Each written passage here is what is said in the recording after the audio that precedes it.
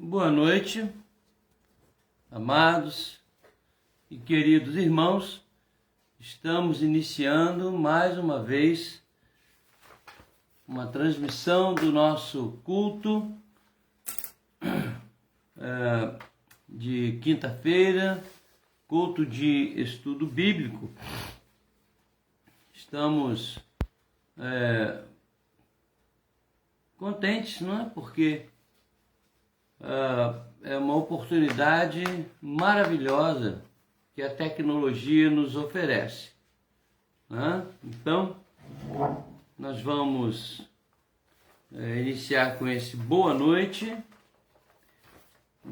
fraterno, amoroso, e vamos também orar ao nosso Deus, pedindo a Ele a sua direção para esse momento de culto. Mas antes eu queria fazer uma leitura no Salmo de número 24. O Salmo 24 é um salmo que fala sobre a majestade de Deus. Eu sempre gosto de introduzir os trabalhos que realizo. Sempre gosto de mostrar o porquê nós estamos fazendo isso. Não é um simples desincumbir de uma tarefa. Não é isso. Nós nos reunimos para ler a palavra, para orar, para cantar louvores, mas entendendo que devemos isso ao nosso Deus, ao Criador do universo, ao nosso Criador. Então, o capítulo 24, que é um salmo de Davi que fala sobre a vinda do Rei da Glória. Este salmo mostra, então, a majestade de Deus. Ao Senhor pertence a terra e tudo o que nela se contém, o mundo e os que nele habitam. Fundou a ele sobre os mares e sobre as correntes a estabeleceu. Quem subirá ao monte do Senhor? Quem há de permanecer no seu santo lugar? O que é limpo de mãos e puro de coração, que não entrega a sua alma à falsidade, nem jura dolosamente. Este obterá do Senhor a bênção e a justiça do Deus da sua salvação. Logo no início, aliás, me permitam continuar a leitura, porque ela é muito bonita, e são poucos versos. Tal é a geração dos que o buscam a face do Deus de Jacó. Levantai, ó portas, as vossas cabeças. Levantai-vos, ó portais eternos, para que entre o Rei da Glória. Quem é o Rei da Glória? O Senhor forte e poderoso, o Senhor poderoso nas batalhas. Levantai, ó portas, as vossas cabeças. Levantai-vos, ó portais eternos, para que entre o Rei da Glória. Quem é esse Rei da Glória? O Senhor dos Exércitos. Ele é o Rei da Glória. Que coisa extraordinária, irmãos. Sabemos que o Senhor poderoso, o Rei da Glória, nos chamou para servir, nos chamou para o adorar, nos chamou para nos dar vida eterna com Cristo, o seu Filho. É algo realmente extraordinário. Quando nós lemos aqui no verso 2, que Deus fundou a terra sobre os mares, né? E há outro texto sagrado diz que tudo surgiu da água. Havia água antes, né? E Deus criou a terra seca. É impressionante porque há poucos dias atrás eu vi uma reportagem que descobriram fósseis marinhos a uma profundidade imensa de uma região onde não existe mar, é terra seca. E numa profundidade extrema dessa terra seca foram encontrados fósseis marinhos, corroborando o que diz a palavra de Deus. Vamos orar então, nesse momento. Convido você a curvar a sua cabeça para orarmos ao Senhor. Amado, eterno e glorioso Deus, te agradecemos por esse momento tão especial. Te agradecemos, ó Deus, porque nos preservaste até o presente momento. Queremos te agradecer pela saúde, pela subsistência, pela ação do teu Espírito em nossa vida, pelo cuidado que o Senhor tem para com cada um de nós. Recebe, Senhor, a nossa adoração, o nosso culto. Recebe de nós, homens imperfeitos, falhos, mas com sinceridade no coração, recebe nosso culto. Recebe esse preito de gratidão que surge do fundo de nossas almas. E o Senhor que sonda os corações, e sonda o mais profundo de nossos espíritos e de nossas mentes.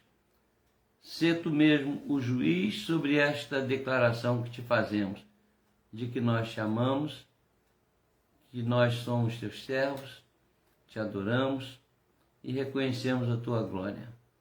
Sê conosco, pois te rogamos em toda essa atividade, no nome santo do teu Filho Jesus, o nosso Senhor e Salvador. Amém. Meus queridos, aqueles que ainda não receberam o meu boa noite inicial, repito aqui as boas-vindas, Deus os abençoe. Eu quero fazer uma leitura no Salmo de número 47. Salmo de número 47. Estamos nos preparando para cantar um hino de louvor ao nosso Deus. Nós vamos cantar o hino de número 315 do nosso inário presbiteriano Novo Cântico.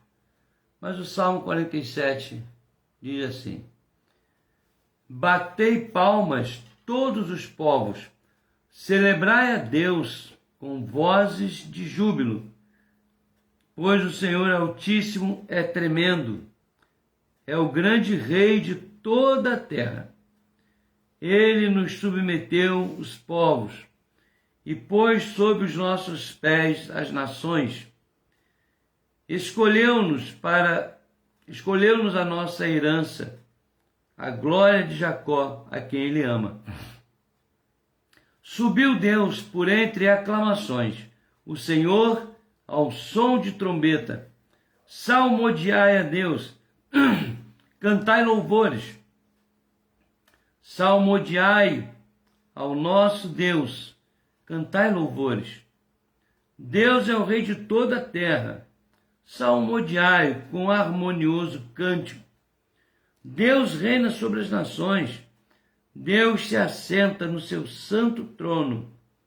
Os príncipes dos povos se reúnem, o povo do Deus de Abraão, porque a Deus pertencem os escudos da terra, ele se exaltou gloriosamente.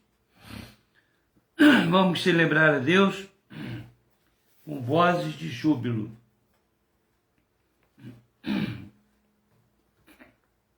Hino de número 315.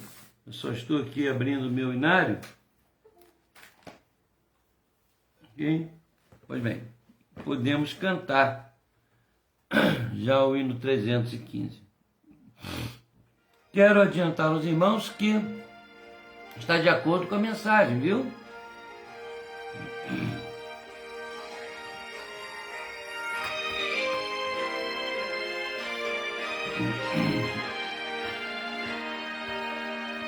Vamos nós trabalhar, somos servos de Deus, e o Mestre seguir no caminho dos céus.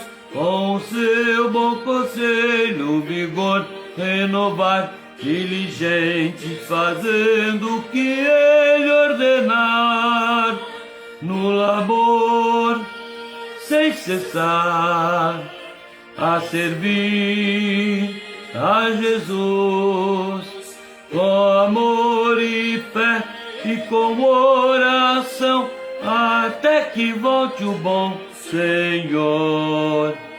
Vamos nós trabalhar e os famintos fartar, para a fonte os sedentos depressa levar.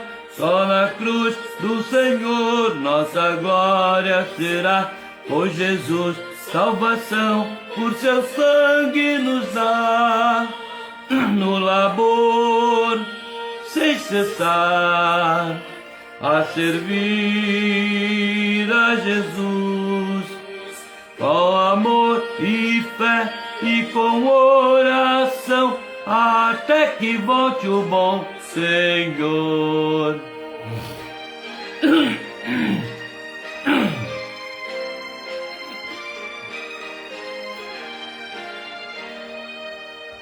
Vamos nós trabalhar, ajudados por Deus, que a coroa de glória nos dá lá nos céus.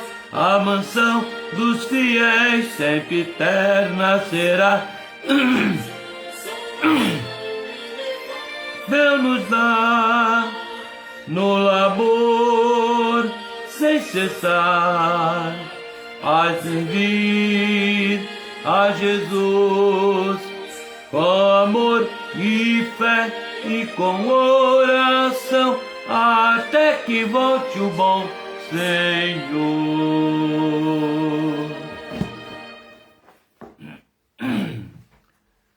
Eu disse para os irmãos que esse cântico, esse hino, ele está de acordo com a mensagem que o Senhor colocou em nosso coração. E antes da mensagem eu quero passar aqui alguns pedidos de oração para os irmãos, não sem antes ler o Salmo 23. O Salmo 23 é um salmo onde nós declaramos que confiamos na proteção divina. Então, este Salmo 23, que é muito decantado por todo mundo, ele precisa ser observado com calma. É uma declaração de fé. Diz assim: o Senhor é meu pastor, nada me faltará. Ele me faz repousar em pastos verdejantes. Leva-me para junto das águas de descanso. Refrigera-me a alma. Guie-me pelas veredas da justiça por amor do seu nome. Ainda que eu ande pelo vale da sombra da morte, não temerei mal nenhum, porque tu estás comigo, a tua vara e o teu cajado me consolam. Preparas-me uma mesa na presença dos meus adversários. Unges-me a cabeça com óleo, o meu cálice transborda. Bondade e misericórdia certamente me seguirão todos os dias da minha vida, e habitarei na casa do Senhor para todo o sempre. Eu tenho aqui, como eu disse para os irmãos, alguns pedidos. A irmã Sueli, esposa do Isaías, pede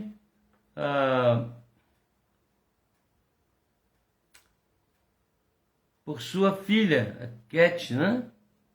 Que ainda está internada. Ela teve o bebê e logo depois precisou internar, ok? Nós temos orado pela filha da Sueli. A irmã Renata está pedindo que oremos por sua sogra, a Dalva, a mãe do nosso irmão Everton, né? Ela está enferma, então a Renata pede que oremos pela irmã Dalva. A Carla pede por sua sobrinha, Graziana, né? É a Carla, esposa do bispo, tá? Bispo casado, hein? Ela está internada com problemas renais, ok? A Graziana, sobrinha da Carla. A irmã Marisa pede que oremos por sua família, que está enlutada. A Marisa perdeu 2 primas e a família Ribeiro perdeu o Flávio. Então são 3 óbitos, não é? Então vamos orar pela família da irmã Marisa e também pela família do Flávio, ok? Família Ribeiro. A irmã Leia pede oração por sua irmã Ana Maria, a Leia Guimarães, né? Que vai operar a outra vista na terça-feira. Inclusive a Leia disse para mim que iria para lá ajudar a irmã. O marido da Ana Maria é o Cabral, e por quem nós também pedimos oração, não é? É o cunhado de Leia. A Márcia pede por um amigo, o nome dele é Sidney, está entubado há 1 semana. Então vamos também lembrar de orar pelo Sidney. A irmã Vera, acho que a igreja toda já sabe que ela perdeu o seu irmão, né? E nós pedimos que os irmãos continuem a orar pela irmã Vera, que está com o coração enlutado em tão pouco tempo por 2 vezes. Seu esposo, Diácono Ezequias, e agora o seu irmão Jorge. Ok? Nosso irmão Diego está pedindo que oremos por Breno, deve ser amigo dele, pela saúde do Breno, com problemas de coração, e que vai fazer uma colocação de um marca-passo. E o nosso irmão pastor César Augusto Emerick formou-se comigo, né? Ele operou as cordas vocais, está sem poder falar há um bom tempo, mas está se recuperando. Então nós estamos orando em favor do pastor César Augusto Emerick. Chamamos-no carinhosamente de Cezinha, ok? É um pastor abençoado, um irmão valoroso. A nossa irmã Rosa, esposa do presbítero Boanerges, eu estive lá hoje e vendo os exames dela, e realmente ela está com problemas sérios na parte de coluna, pelvis e fibromialgia. Ela está, coitada, sofrendo muito. Vamos orar pela Rosa, continuar orando pela Rosa, né? E a minha sobrinha Valéria está agradecendo as orações da igreja, porque ela, a minha outra sobrinha Adriana, minha outra sobrinha a Juliana, e o noivo dela, todos estavam com Covid, já estão curados, já fizeram os testes, não estão mais infectados, graças a Deus. E ela está agradecendo as orações dos irmãos. E por último, eu quero pedir pela família do pastor Wellington. Ele era pastor auxiliar da 4ª Igreja de São Bernardo do Campo e veio a óbito. O moço ainda não era tão idoso, veio a óbito o pastor Wellington. Então vamos orar por esse pastor da nossa igreja, né? Igreja Presbiteriana. Perdemos também um outro colega nosso, um bispo, né? Eu agora me fugiu o nome do bispo, mas o reverendo Isaías de Souza Maciel enviou uma mensagem para nós e fazia parte da organização de pastores.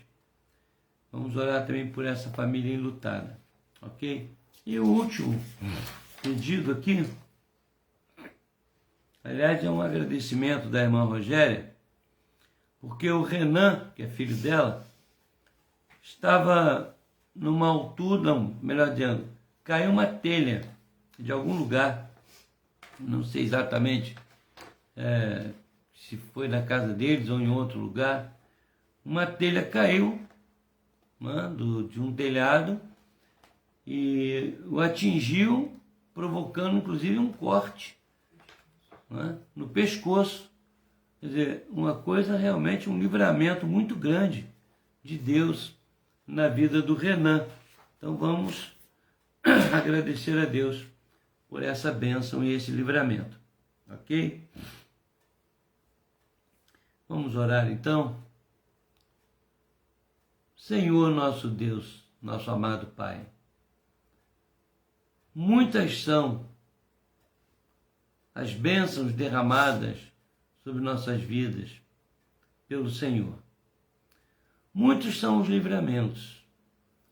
Vemos aqui a gratidão da Valéria, da Rogéria, do César Augusto. O Senhor tem cuidado do seu povo, da sua igreja, dos seus filhos, mas também o Senhor tem permitido que alguns passem por situações difíceis e até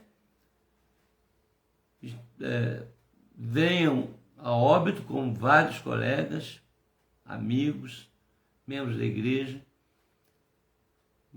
E nós sabemos que isso faz parte de um projeto do Senhor, um plano para nós insondável, mas o plano sábio e perfeito do Senhor. Queremos te rogar, ó Pai, pelas pessoas enlutadas, pelas famílias enlutadas, a família do Wellington, a família da Vera, outros que nós temos citado aqui, a família do bispo. Senhor, tem misericórdia daqueles que ficam para lhes dar o bálsamo do Teu Espírito Santo. Mas também queremos te rogar que o Senhor esteja trazendo solução para aqueles que estão lhe pedindo uma cura, como no caso da filha da Sueli, que está afastada de seu bebê desde o dia 1º de junho. Que o Senhor tenha misericórdia daquela família. Pedimos a Deus que recupere rapidamente o teu servo, pastor César, cuide do Cleander, do Cairo, do Josias, esses irmãos valorosos que nós temos colocado diante do teu trono de glória. Agora, Senhor, quero também te pedir em favor da tua serva Daiane, que está sentindo algumas reações da vacina, que o Senhor esteja aliviando as suas dores, recuperando o seu corpo físico, assim como o teu servo diácono Bruno, também com aquelas dores que ele tem sentido, ó Deus, na coluna. Que o Senhor o abençoe, retire do teu servo este incômodo, que ele possa conduzir a sua vida normalmente. Toca, Senhor, na vida do teu servo, toca na vida da Rosa, restaura a saúde da tua serva, Senhor. Dá a ela as condições de continuar a viver na normalidade mais apropriada possível. Cura a tua serva, sê propício a ela, Senhor.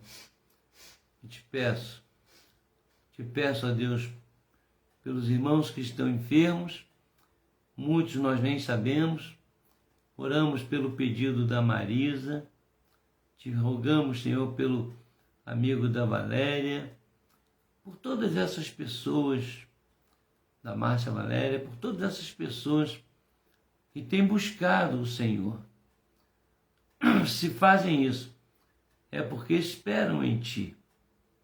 Portanto, ó Deus, nós te rogamos que os visites e abençoes, no nome santo e poderoso de Cristo Jesus, o Teu Filho amado, o nosso Senhor e Salvador. É no nome dele que nós choramos, hoje e eternamente. Amém. Amém, queridos. Eu disse que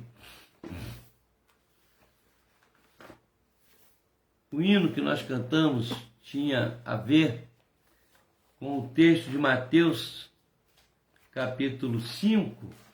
A minha nora, ontem, eu fiz uma visita lá ao meu filho, junto com a minha esposa, e a minha nora citou, sem saber que eu pregaria sobre isso, eu fiquei bem quieto. Ela citou Mateus capítulo 5.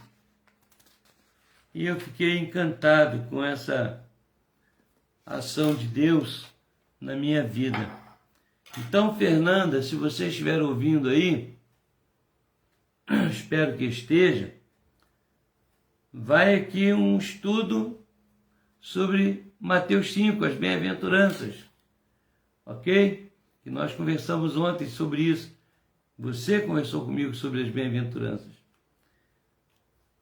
E o texto nos diz assim, Mateus capítulo 5. Vendo Jesus as multidões, subiu ao monte e, como se assentasse, aproximaram-se os seus discípulos. E ele passou a ensiná-los, dizendo: Bem-aventurados os humildes de espírito, porque deles é o reino dos céus. Bem-aventurados os que choram, porque serão consolados. Bem-aventurados os mansos, porque herdarão a terra. Bem-aventurados os que têm fome e sede de justiça, porque serão fartos.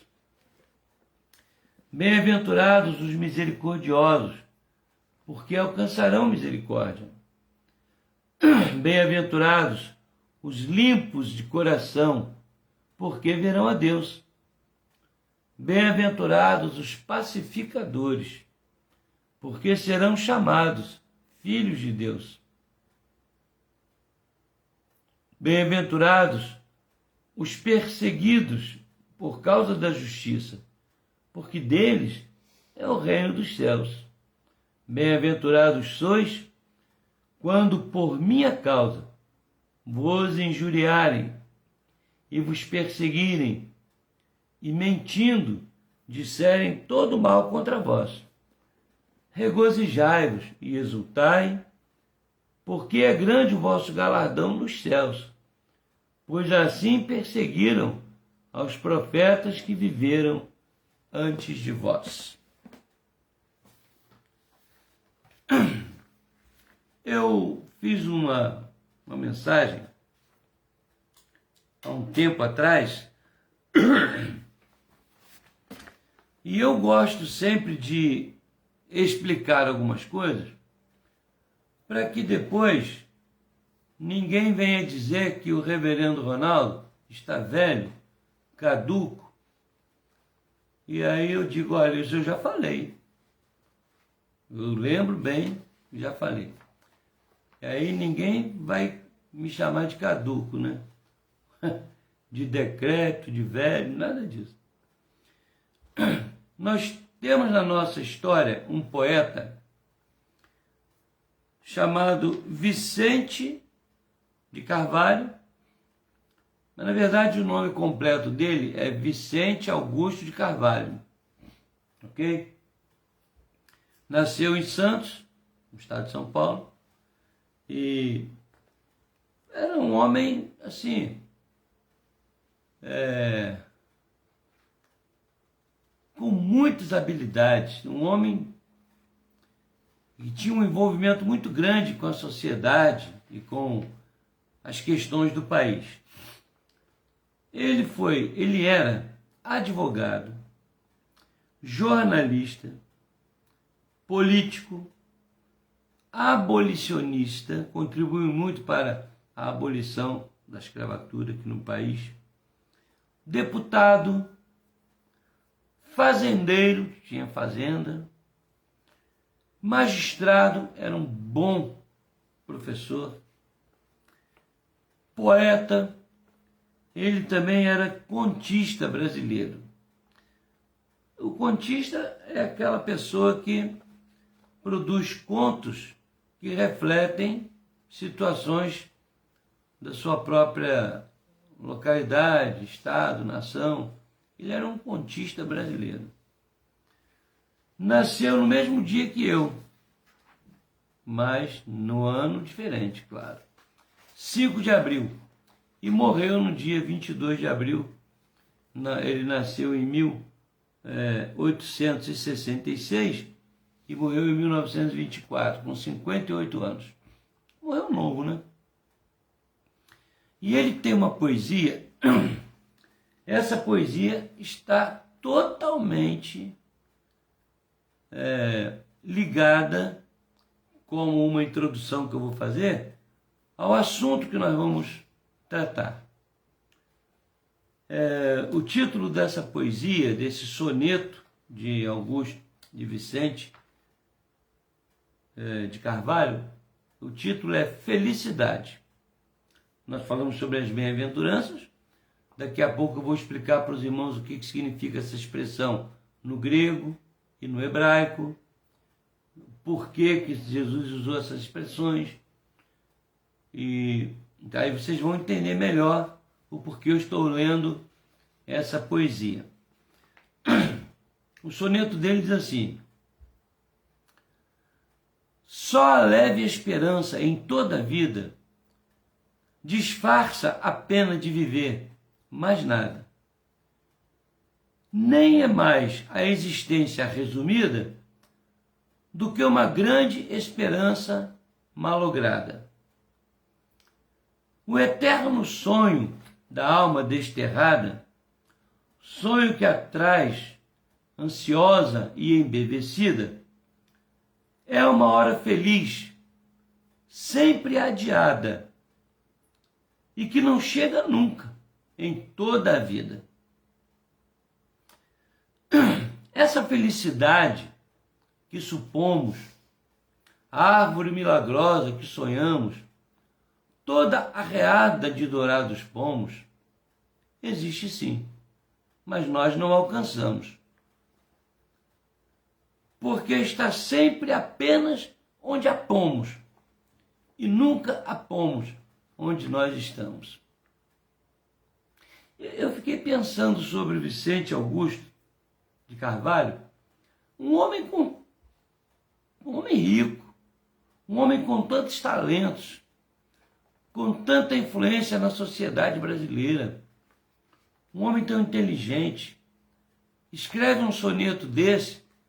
Esse soneto me parece um soneto de uma expressão de desalento, de frustração. A impressão que dá é que ele não achou a felicidade, não achou a bem-aventurança na vida dele. Essa é a impressão que passa para mim desse homem extraordinário. Mas, na verdade, ele acabou retratando, o que a grande maioria das pessoas vivencia. E o que é pior, muitos crentes. Tem muita gente que está na igreja, muitas pessoas que se intitulam discípulos de Cristo, membros do corpo de Cristo, mas não percebem coisas tão importantes como estas que nós vamos colocar aqui.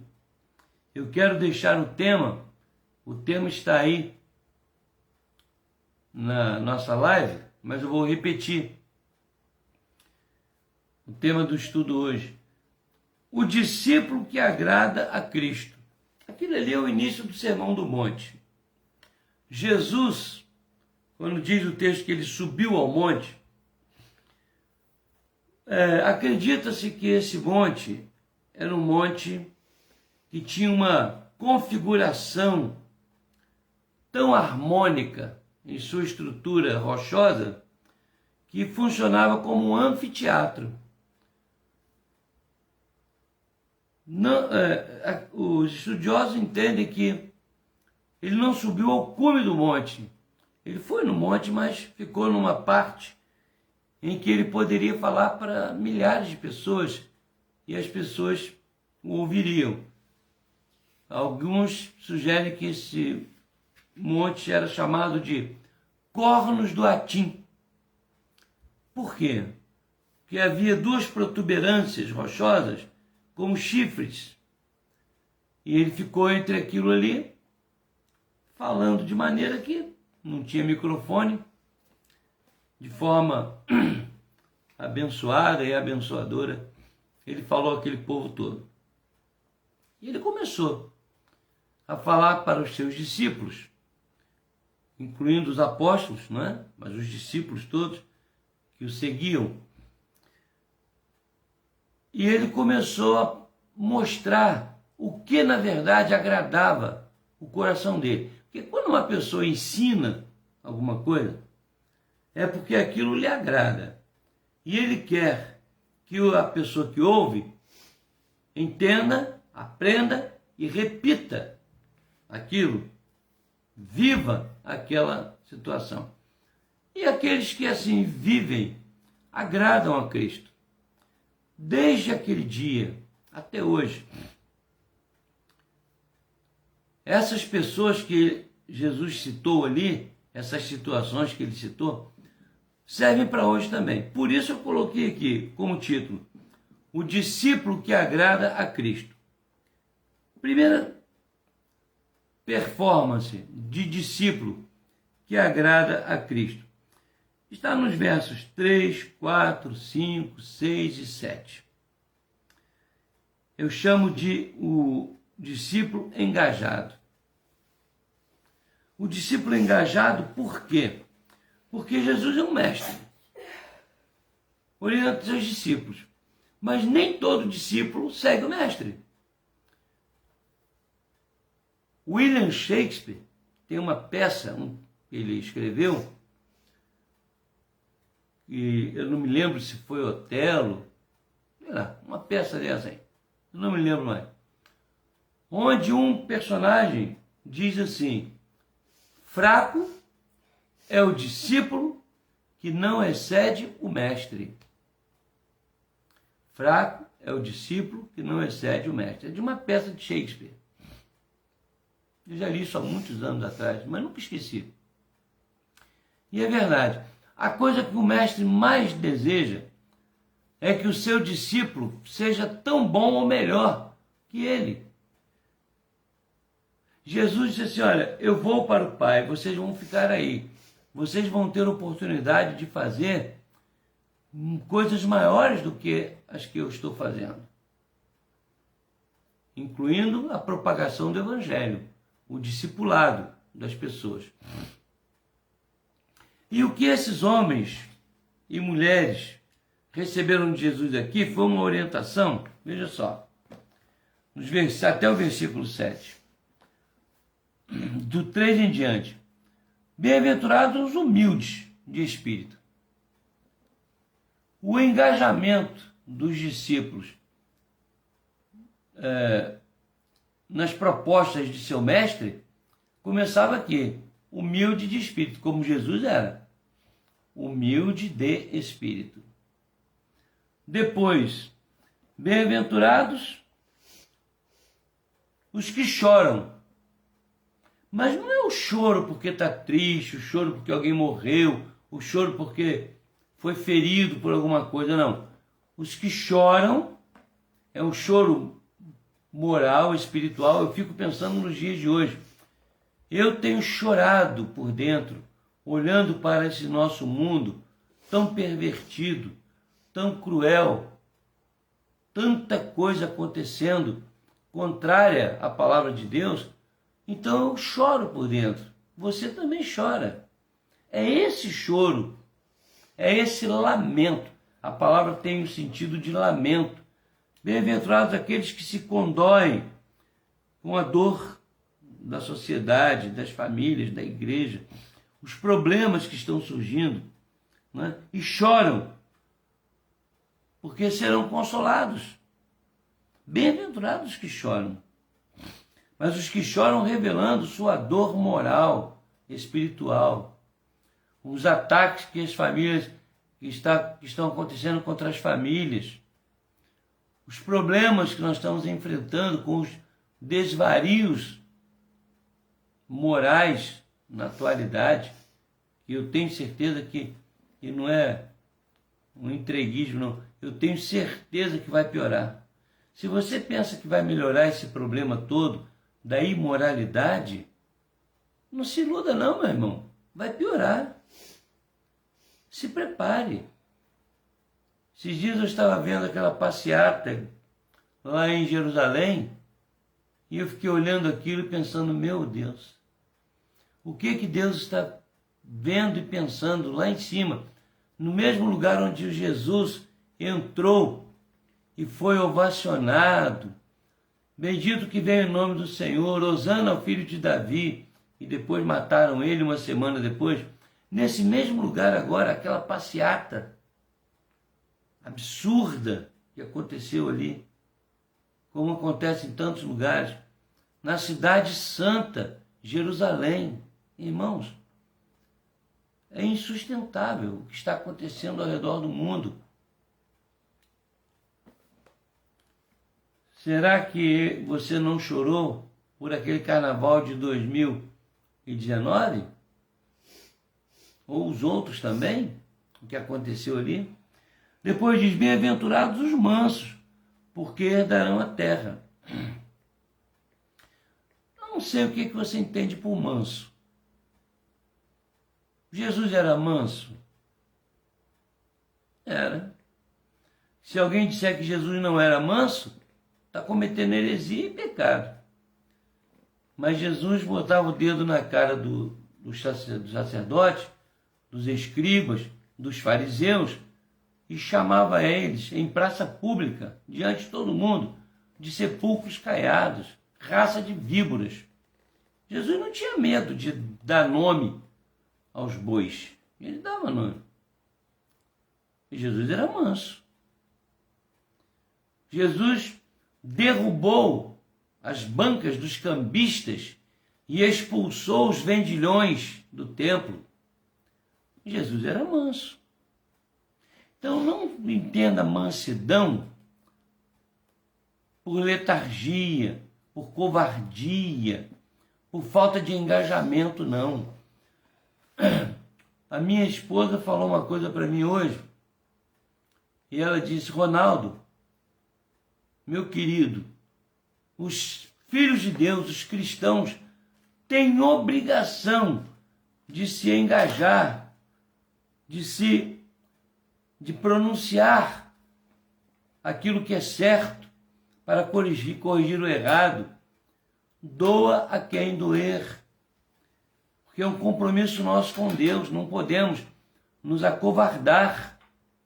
E eu concordo plenamente com ela está certa. Mas às vezes, por uma questão de acomodação, isso acontece muito. Muitas pessoas querem se acomodar à situação que estão, se sentindo favoráveis, e não denunciam o erro, os desmandos, não denunciam e não proclamam, melhor dizendo, não condenam as coisas erradas, né? E isso é um erro muito grande. E Jesus diz, são bem-aventurados aqueles que choram, aqueles que têm fome e sede de justiça, também serão bem-aventurados. Mas é fome e sede de justiça não apenas humana, mas muito mais a justiça divina.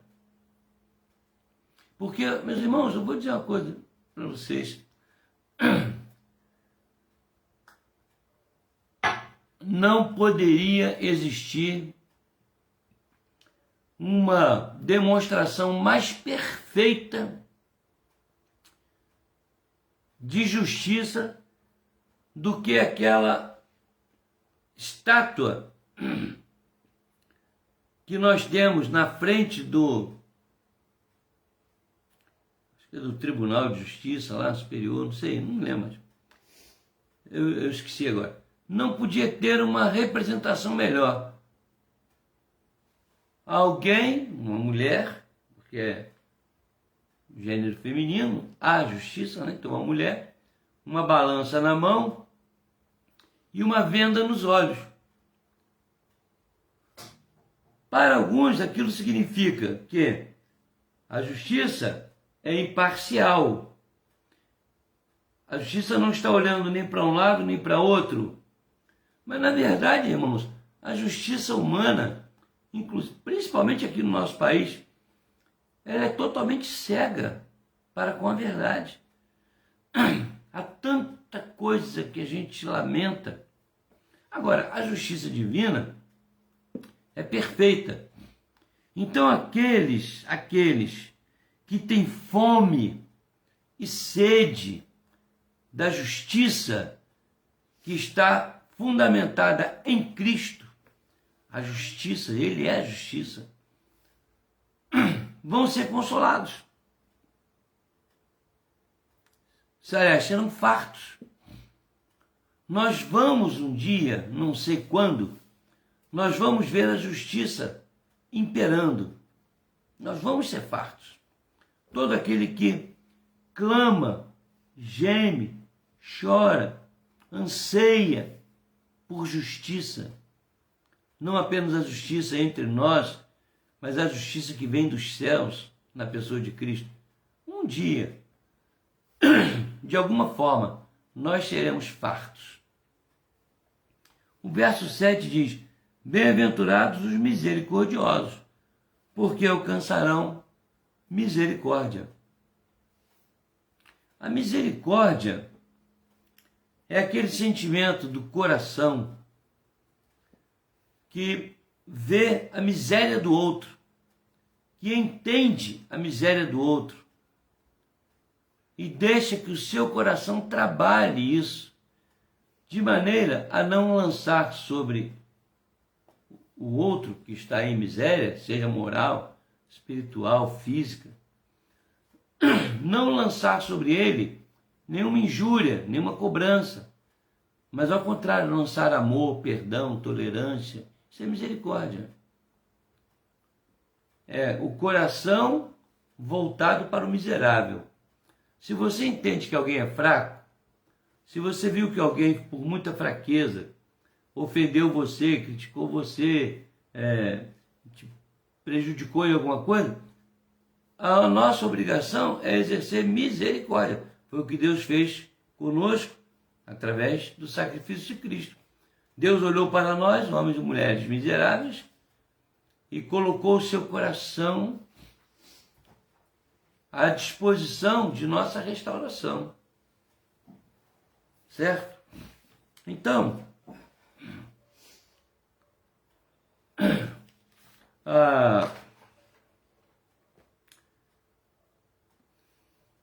essa escultura que eu me referi, né, ela fica em frente ao Tribunal Federal na Praça dos Três Poderes, lá em Brasília.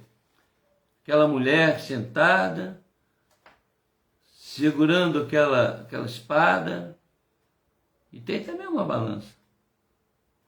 Não tem? Uma balança também? É o símbolo da justiça brasileira. Bom, você tem o verso 7. Significa engajamento. Agora vamos voltar a duas coisas. Primeiro, a palavra bem-aventurança. Vejam bem, a palavra bem-aventurança, ou bem-aventurado, aqui no grego é a palavra makarioi. Makarioi é plural. O plural se faz em iota, né? Isso eu estou falando assim por causa dos meus seminaristas que estão me ouvindo, tá? Que estudam grego aí. Makarioi.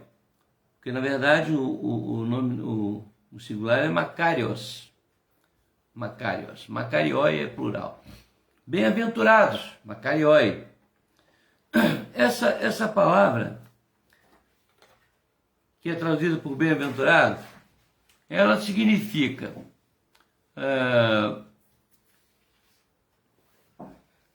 pode significar grande, rico, também pode significar prosperidade. Aliás, deixa eu só interpretar aqui, eu disse que segurava uma balança, mas não é, é só a espada mesmo, né? É só a espada. E na língua hebraica, a palavra ashré, é traduzida por quão feliz, quão feliz. E no Novo Testamento, a palavra Makarios, ou Makarioi, aparece 50 vezes no Novo Testamento. Ela é muito citada. Bem-aventurança. Bem-aventurado, bem-aventurança. Reforçando que esse é um desejo de Deus, nos abençoar, nos dando retorno em tudo aquilo que vivenciamos. Vamos falar daqui a pouco sobre sofrimento também. Ok? No hebraico, a palavra ashré significa também felizes aos olhos de Deus. Porque os bem-aventurados que estão citados aqui, as bem-aventuranças, se referem a pessoas que, na sua grande maioria, que sofrem. E que alguém olhando para essas pessoas diria, mas por que eles são bem-aventurados se estão sofrendo? Por que bem-aventurados se estão chorando? Por que bem-aventurados se a justiça não está sendo feita para eles ou por eles? Mas é bem-aventurados aos olhos de Deus. E lá em Apocalipse, capítulo 14, verso 13, o texto ainda se refere aos bem-aventurados que morrem no Senhor. Bem-aventurado que morre no Senhor. Você quer bem-aventurança maior do que morrer, fechar os olhos aqui e acordar no lar celestial? Maravilha. Mas então vamos lá. Por que engajados? Que tipo de discípulo agrada a Cristo? O engajado. Aquele que se agarra em Cristo, se engaja nos projetos de Cristo, no pensamento de Cristo, na mente de Cristo, mesmo sofrendo, chorando, clamando por justiça, mas ele está ali, firme com Cristo. Esse é o engajado. Esse é o discípulo que agrada a Jesus, que passou por tudo aquilo, mas nunca deixou de cumprir a sua missão. Então, meu irmão, se você, por um acaso, está passando por essas coisas, essas situações, e eu conversei ontem com meu filho sobre alguns textos bíblicos, onde os ímpios são vistos como felizes, nédios, né? Onde tem um texto que diz, não tenhas inveja do ímpio, que prospera em seu caminho e tal. Ele vai de vento em popa, aquela coisa toda, e o justo parece sofrendo ali. Essa questão, tá, do sofrimento e da luta, ela não pode, essa questão não pode arrefecer o seu ânimo. Você é um bem-aventurado. Se tudo isso pelo que você está passando é porque você é um servo de Deus, você é um bem-aventurado. Não larga, não. Seja um servo, um discípulo engajado com o mestre. Porque Jesus por várias vezes disse isso. Olha, vocês estão prontos a sofrer o que eu sofro? Falou para os apóstolos. Vocês estão prontos a morrer comigo? Vocês estão prontos? Né? No mundo tereis aflições, mas tem de bom ânimo. Cada um de vocês tem que pegar sua cruz todo dia, colocar sobre si e me seguir. É o discípulo engajado. Pega e não larga mais. E não interessa o que aconteça, não interessa o que sofra, não interessa o que chore. É o discípulo engajado. O segundo tipo de discípulo que Jesus, que agrada a Cristo, é o discípulo, está no verso 8 e 9, o discípulo limpo e pacificador. Bem-aventurados os limpos de coração. Depois, bem-aventurados os pacificadores. Limpos de coração e pacificadores. Se há uma coisa que eu às vezes converso com algumas pessoas, conversei com uma pessoa essa semana, e disse, olha, falei para essa pessoa, é muito fácil ver quem tem um coração sujo. É muito fácil, não é difícil. As pessoas se rebelam. O coração limpo, ele pensa limpo, ele sente limpo, ele age limpo, realiza limpo, tudo dele é limpo. Coração, mente, boca, palavra, gesto, atitude. Aquele que é limpo de coração, ele é um bem-aventurado. Um bem-aventurado. Um dia meu pai falou para mim assim, ele disse, meu pai contava umas coisas lá que eu acredito que muito ele até inventava. Aí ele disse, olha, nosso Senhor, ele nessa época não era convertido não, ele falou assim, ó, nosso Senhor ia caminhando com os discípulos, os apóstolos, de repente um cachorro morto, fedendo, podre, e os discípulos fecharam o nariz, taparam o nariz, mestre, mestre, não passe por ali, mestre, aquele cachorro morto está podre e fedendo. Aí diz que Jesus olhou para eles e falou assim, mas vocês já repararam que dentes lindos ele tem? Estão percebendo? Tem pessoas que só querem ver a coisa ruim, a coisa errada, porque estão errados por dentro. Já aqueles que são limpos de coração, eles sempre encontram algo bom no outro, para elogiar, para embelezar. Então eu entendo que o limpo de coração aqui, quer dizer, eu entendo pelas pesquisas que já fiz, não é o perfeito. Inclusive eu estava lendo um comentário do Norman Russell Champlin sobre esse assunto, e ele dizia exatamente isso. Não é o perfeito de coração, porque não existe perfeito.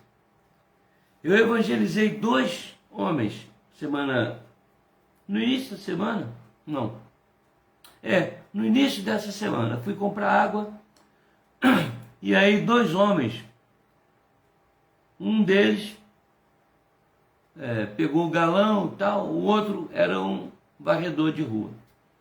E começando a conversar com eles, e um deles falou assim, o senhor é pastor ali daquela igreja e tal. Eu falei, sou pastor. Sabe que eu já vi o senhor várias vezes, e eu conversei com um amigo meu, disse, rapaz, eu admiro aquele homem ali. Aquele homem é pastor, mas ele anda numa simplicidade. Ninguém diz que não é um pastor. Mas isso não foi uma coisa negativa, foi positiva. Ninguém diz que não é um pastor. Ele conversa com a gente, ele é amigo da gente, e ele e aquela coisa toda. Aí eu falei assim, meu filho, eu vou dizer uma coisa para você, olha bem para mim. Eu gosto de parecer aquilo que eu sou. Eu sou fraco, sou um homem pecador, eu não tenho perfeição, nenhum de nós tem. Aí o cara encheu o olho de lágrima. Eu nunca ouvi um pastor falar assim. Eu disse, mas não sou eu só que penso assim. Todo servo de Deus pensa assim. Por que eu vou aparentar para você uma perfeição que eu não tenho? Não tem não, meu filho. Eu busco, eu luto, eu peço a Deus. Entendeu? Então vocês dois, nunca deixem ninguém passar para vocês imagem de perfeição, porque não existe. Agora, se vocês quiserem ir na minha igreja ali, congregar conosco, vai ser um grande prazer, mas saiba que lá está cheio de pecador. Porque senão você vai falar assim, eu não vou entrar naquela igreja porque eu sou pecador e lá está cheio de santo. Não está. Todo mundo ali é pecador. E eu sou o primeiro. Aí conversamos bastante sobre isso. Mas nós temos que lutar por uma limpeza interior. Limpo de coração. Para que Deus veja a nossa limpeza. E não os homens só, mas os homens também. Então, limpo de coração é uma relação de sinceridade. Não é? A gente erra, a gente falha. Todos nós falhamos. Mas uma coisa que toda vez que eu oro, eu posso garantir isso para vocês.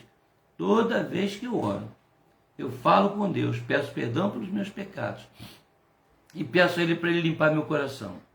Toda vez. Porque eu me conheço. Eu sei que a tendência do ser humano é pensar o errado. É agir errado. E se eu não tiver um coração limpo, não perfeito, mas limpo de sentimento, de sinceridade e de raciocínio, dificilmente eu vou ver o reino de Deus. Então, versos 8 e 9. O limpo de coração verá a Deus.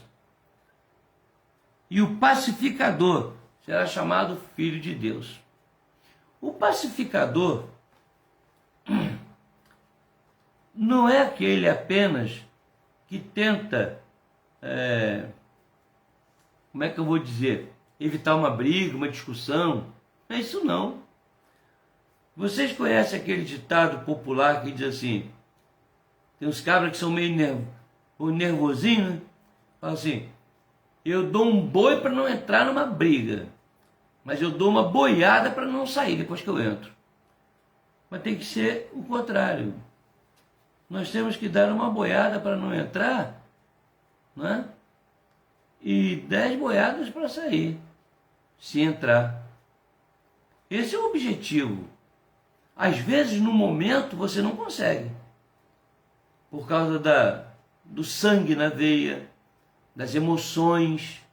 Nós somos seres humanos movidos por emoções. Às vezes nós perdemos o controle. Isso aí acontece mais. Aconteceu com os discípulos, com os apóstolos. Não vai acontecer comigo, com você? Ou a gente vai ter que ser aquela pessoa fleumática a vida inteira, que não reage a nada, que não tem nenhuma emoção. Isso não existe. Isso não existe. O pacificador aqui passa por isso, sim, de buscar não digladiar, buscar não o não conflito, mas basicamente o que está escrito aqui, na exegese que eu fiz, é de que o pacificador é aquele que anuncia a paz. E essa paz é Cristo.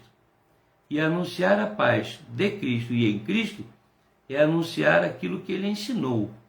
E eu não posso falar aquilo que eu não vivo, ou que eu busco viver. Se eu sou um pacificador, eu preciso ser alguém que leve a paz. Não deixando de entrar num conflito às vezes, como, vou dizer para vocês, Paulo entrou num conflito e numa discussão séria com Pedro, com João Marcos. Não é verdade? Tiveram seus conflitos, suas discussões. Se você ler a história de Calvino e de Lutero e dos outros reformadores, você vai ver conflitos terríveis, muitas coisas, discordâncias, mas homens de Deus que tinham no coração a pacificação em Cristo. E quando Simonton chegou aqui no Brasil, ele entrou num litígio, não ele, mas o Robert Calley, o fundador da Igreja Congregacional, Robert Fulton Calley, que escreveu sobre Simonton várias inverdades, denegrindo a imagem de Simonton. E fez pior, fez isso anonimamente. Espalhou um monte de coisa sobre Simonton, denegrindo a imagem de Simonton e de forma anônima. Eu não estou querendo denegrir o Robert Calley, nem a Igreja Congregacional, mas isso é fato, é verídico, isso é histórico. Simonton fez de tudo para descobrir, e descobriu. E foi a ele. E eles tiveram as altercações deles. Né? Talvez você não soubesse disso, mas fique sabendo. Isso aconteceu. E acontece em muitos lugares. Acontece entre os servos de Deus. Mas ambos eram pacificadores. Pregavam a paz. Tanto é que a igreja congregacional desenvolveu, a igreja presbiteriana desenvolveu, são igrejas parceiras, irmãs, e o próprio Simonton voltou às boas com Robert Carey, na década, lá por volta de 1859, 1860, por aí. Certo? Então, o limpo é aquele sincero no coração, e acontece, mas ele lá no coração, ele não guarda nada, ele é limpo, ele realmente é sincero diante de Deus. E o pacificador não significa que ele será uma pessoa que não reage a nada nunca para poder manter a paz. Não, não é só isso não. Bom, nos versos 10, 11 e 12, o outro tipo, o outro perfil, ou a outra, como é que eu vou dizer, outra marca do discípulo que agrada a Cristo, a primeira marca é o engajado, aquele que está engajado na obra mesmo, e com todo o erro, com toda a falha, ele não larga, ele está ali, ele é firme, busca seguir a Cristo, né? Eu me lembro que um autor que eu li, de um livro, eu não sei se foi o Nikos Kazantzakis, o Schleiermacher, um cara desse aí, que às vezes eu confundo, mas eu sei que li e que ele disse o seguinte: Jesus não precisa de admiradores, Jesus precisa de seguidores, porque os admiradores elogiam, aplaudem, fazem festa, mas os seguidores se sacrificam. A palavra dele, eu vou descobrir quem foi que falou isso, depois eu falo para vocês, mas a frase eu sei. Jesus não precisa de admiradores, porque eles aplaudem, elogiam, tal, fazem festa, mas não agradam a Cristo. Jesus quer seguidores, e esses seguidores são exatamente os engajados. E depois o limpo e pacificador. E agora, nos versos 10, 11 e 12, diz assim: bem-aventurados os perseguidos por causa da justiça. Bem-aventurados sois quando, por minha causa, vos injuriarem. Foi esse o texto que minha nora leu ou citou para mim ontem. E vos perseguirem, e mentindo disserem todo mal contra vós. Regozijai-vos, porque é grande o vosso galardão nos céus, pois assim perseguiram os profetas que viveram antes de vós. O terceiro perfil do discípulo que agrada a Cristo é o perfil do discípulo sofredor. Não estou falando de masoquismo. Não é aquele assim, puxa, então para agradar a Cristo eu tenho que sofrer bastante. Não, não é isso não. Para agradar a Cristo, você precisa saber que você não é maior do que o Mestre. E que se ele sofreu, você vai sofrer também.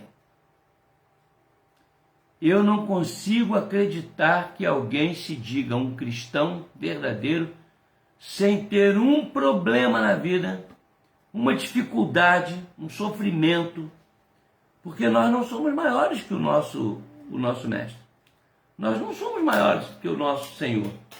Se ele sofreu, e ele passou por tudo aquilo, deixou vários textos para a gente. Vou repetir aqui alguns que eu já falei. No mundo tereis aflições, mas tem de bom ânimo. Ele não diz, no mundo tereis aflições, mas tem de bom ânimo, elas vão terminar. Ele não fala isso não. No mundo tereis aflições, mas tem de bom ânimo. Eu venci o mundo. E vocês vão vencer também. Mas Jesus teve vida fácil? Não teve, de jeito nenhum. Paulo teve vida fácil? Os apóstolos tiveram vida fácil? Os crentes, na época de Roma, tiveram vida fácil? Os mártires, Policarpo, teve vida fácil? Lutero teve vida fácil? Calvino teve vida fácil? Nenhum deles. Nenhum servo de Deus sincero tem vida fácil. Ele sofre fisicamente, ele sofre moralmente, ele sofre no seu interior espiritualmente, vendo tudo o que acontece. Mateus 11:12 diz assim, desde os tempos de João Batista até agora, o reino de Deus, o reino dos céus, é conquistado com esforço, e só quem se esforça consegue obtê-lo. Jesus diz assim, eis que eu vos envio como ovelha para o meio dos lobos. Olha que coisa. Se Jesus enviasse um lobo para o meio das ovelhas, já era uma coisa. Agora enviar uma ovelha para o meio dos lobos, parece até maldade, né? Quem quer vir após mim, ser meu seguidor, tome sobre si cada dia sua cruz e siga-me. É assim que é. Não adianta você gemer, tentar entender. Não vai entender nunca, eu não vou entender. Mas se eu sou engajado, sou limpo de coração, eu sou um pacificador, eu preciso saber que eu vou ser um sofredor. Vou ter o alento de Deus, Ele vai me guardar, Ele vai me proteger, vai me sustentar, mas eu vou sofrer. Eu não sou enganado quanto a isso. Eu, Ronaldo, seu pastor, né? Quer você queira, quer não, sou seu pastor, eu já sofri muito. E eu digo para o meu Senhor, me prepare para aquilo que ainda vou sofrer. Porque, meus irmãos, eu ainda vou sofrer. Eu não estou falando isso aqui para sensibilizar ninguém, não. Se você é um servo fiel do Senhor, você vai sofrer. Você vai sofrer. Em alguma dessas áreas você vai sofrer. A Bíblia diz assim, aquele que quer ter uma vida santa, coração limpo, sofrerá perseguição. Quem não sofrer perseguição é porque não está nem aí para a santidade de vida e para ser engajado na obra do Evangelho. Por último, a quarta marca, ou quarto traço de perfil do discípulo que agrada a Cristo, eu vou repetir, o primeiro é o engajado, discípulo engajado, esse agrada a Cristo. O discípulo que é limpo de coração e pacificador, ele agrada a Cristo, e Cristo veio para isso. O terceiro tipo, o sofredor, aquele que sabe que o sofrimento por amor a Cristo é uma glória, é uma bênção, e que nenhum servo de Deus sincero, real e verdadeiro foge, escapa do sofrimento. Então aquele que sabe que ele é um sofredor, moral, espiritual, fisicamente, tudo, esse agrada a Cristo. Ele tem consciência de que ele não é maior do que o seu mestre. Aliás, Jesus tem uma parábola que fala sobre isso. Se fizeram isso com o filho, imagino que não farão com os empregados. Já leu esse texto? O último traço aqui é o do perfil dos discípulos que agrada a Cristo. É o esperançoso. Agora você talvez vai entender por que é que eu falei apenas uma parte dos versículos. E agora eu quero falar para você a conclusão dos versículos. Você percebeu que os versículos sempre terminam com uma promessa? Eu não falei sobre isso, de propósito. Eu quero falar agora. O verdadeiro discípulo de Cristo, ele é um esperançoso.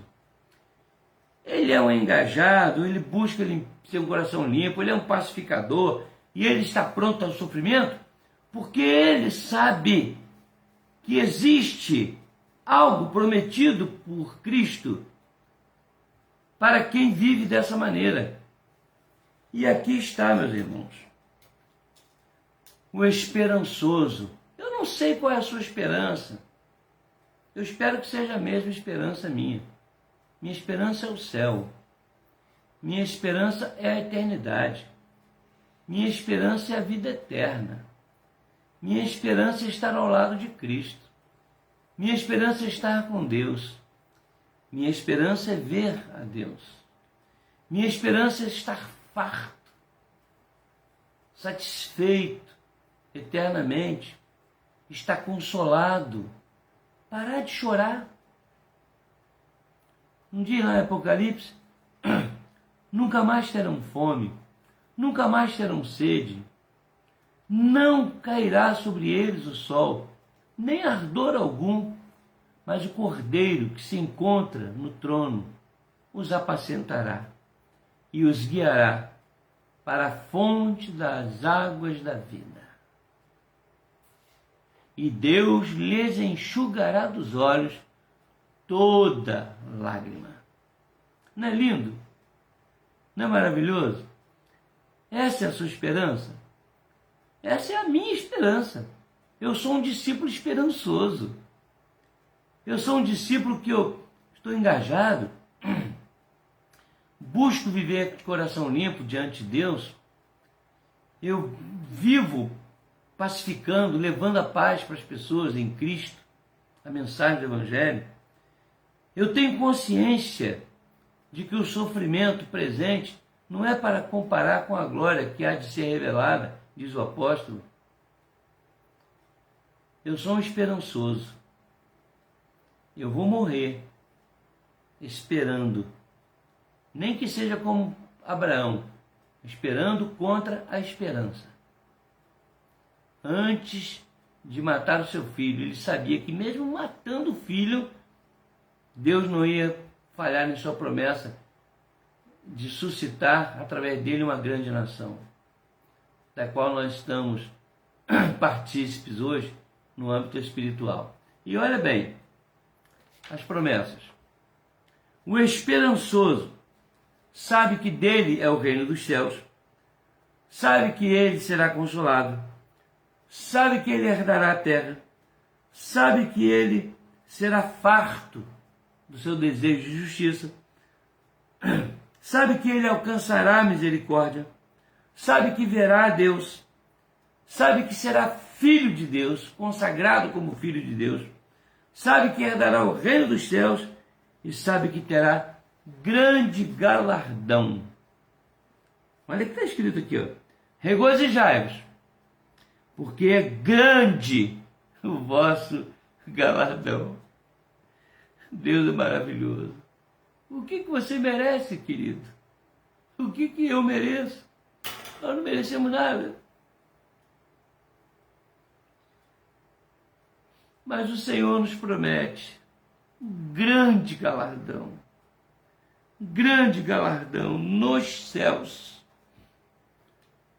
Pois assim perseguiram os profetas que viveram antes de vós. Que coisa maravilhosa, irmãos. Você tem que ser um discípulo esperançoso, para você ter força de ser um engajado, um limpo de coração, um pacificador, um sofredor. Para isso você tem que ser esperançoso.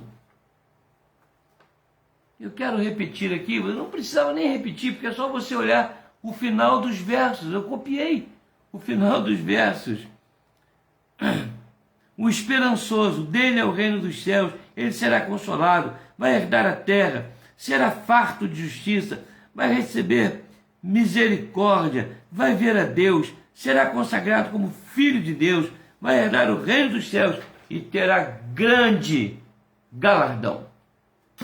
Amém? Esse é o perfil do discípulo que agrada a Cristo.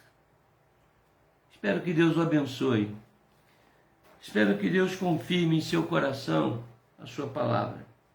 Por isso eu cantei o hino 315, que nos exorta a estar firmes, trabalhar, sabendo que está lá em 1 Coríntios capítulo 15, verso 58. Sede firmes e constantes, sempre abundantes na obra do Senhor. Mesmo passando por tudo isso, sabendo que no Senhor o vosso trabalho não é vão. E Deus o abençoe. Deus abençoe a você, meu irmão, a você, minha irmã, e o guarde em paz para o dia da glória. Amém?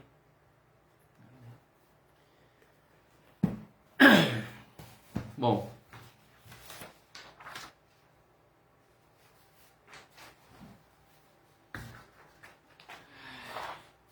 eu estou ficando velho.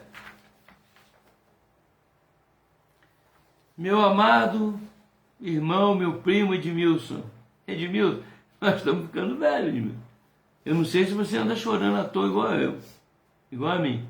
Mas eu acho que a nossa família está ficando velha. A Rosane Pinheiro, a minha amada e eterna cunhada. Dá um beijo no Alexandre. Eu amo muito vocês. Tá bom? Amo muito vocês. Tenho tanta saudade do Alexandre, gente. Às vezes eu vou aí, mas eu não posso entrar porque o tráfico não deixa. Mas qualquer hora dessa eu vou pedir aí para o tráfico deixar eu entrar e para dar um abraço em vocês. Tá bom? Né? Porque lá a coisa tá feia. A Juliana Andrade, a Mônica Gama, meu amado tio Jurandir e minha amada tia Ezi. Vocês nunca vão, só no céu, é que vocês vão entender e alcançar o quanto eu amo vocês. Eu e a Pico Roxa aqui. A Pico Roxa. Amamos muito vocês. Um grande abraço, meu irmão. E eu não vejo a hora de poder lecionar lá no seminário, viu? Prepare meu caminho lá, meu tio. Eu amo lecionar, tá certo? Pois bem, nós vamos encerrar com uma oração, depois vamos impetrar a bênção, encerrando assim esse momento tão especial na nossa vida, dessa live. Amém? Muito obrigado a todos vocês que estiveram conosco. E se você vir a assistir essa live depois, fica aqui o meu abraço. Deus o abençoe e que a palavra venha dos lábios do Senhor ao seu coração. Porque nós homens somos frágeis, somos fracos e imperfeitos, mas Deus é perfeito. E a palavra dele não volta vazia, mas faz aquilo que lhe apraz. Amém? Vamos orar?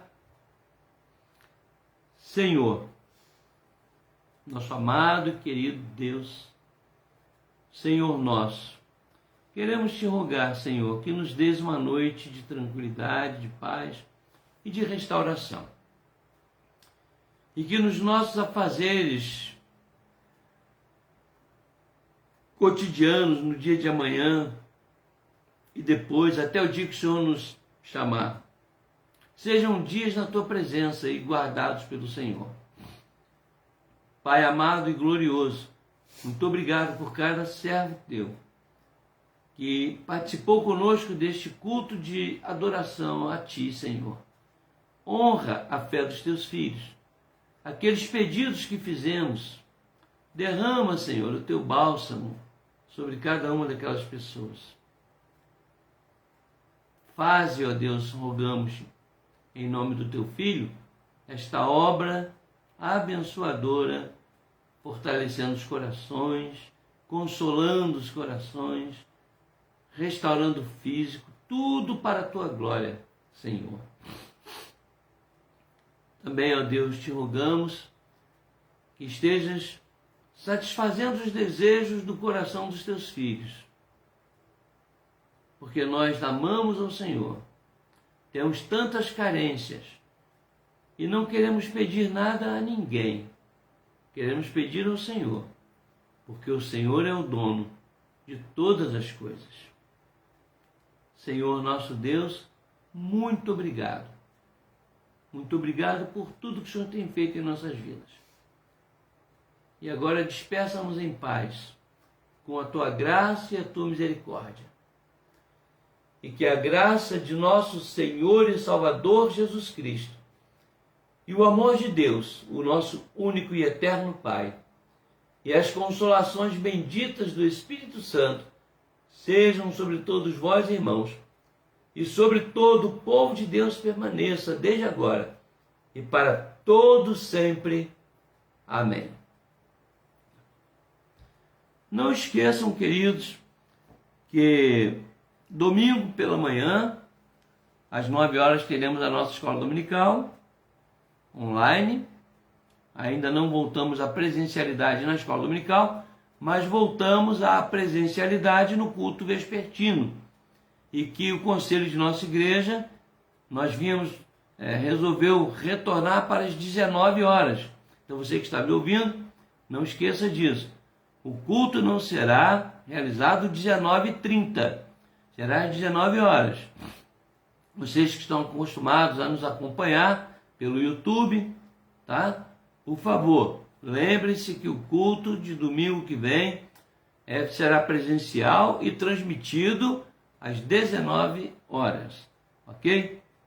E assim Deus nos abençoe. Uma boa noite para todos vocês. Estou com muita pena de terminar essa live, mas precisamos ir, né? Não tem como. Precisamos interromper e deixar para que um outro dia nós possamos nos encontrar. Deus os abençoe. Boa noite.